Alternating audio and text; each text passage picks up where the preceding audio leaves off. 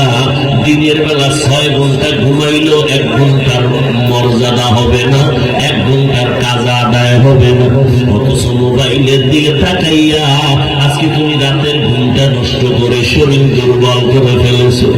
এরে আল্লাহর বান্দা, এই মোবাইলের কারণে মা বাবা অন্তরে কষ্ট না জানি বদদোয়া করে, শিক্ষকের সাথে বেয়াদবি করেছো মোবাইলের কারণে বদদোয়া করে, ওলামায়ে কেরাম বদদোয়া করে। শুধু তাই না, এই মোবাইলের দিকে তাকাইয়া কিডনি গুলোরে ড্যামেজ করে ফেলেছো। পরীক্ষা করে দেখো রে বাবা।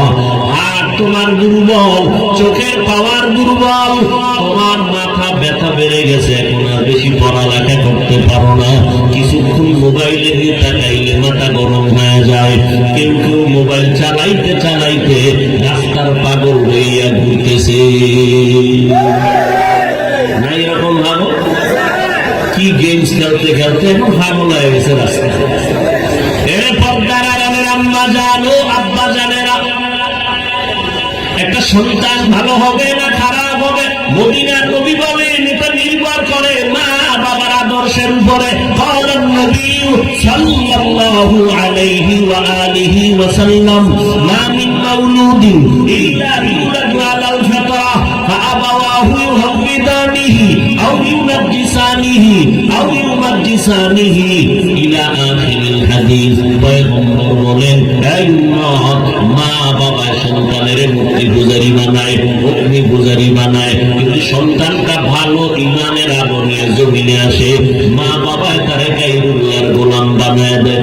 এই জন্য কোরআন শরীফের সূরা আহজাব 67 নম্বর আয়াত পড়ে দেখো রে বাবা, হাসরের ময়দানে আল্লাহ যুবকদের ডাকবে, নামাজ পড়ছিনি বলে পড়ি নাই, রোজা রাখছো রাখি নাই, হালাল খেয়েছো খাই নাই কেন? তখন বলবে আল্লাহ আমার কোনো দোষ নাই, সব আমার মা বাবার দোষ হয়েছে।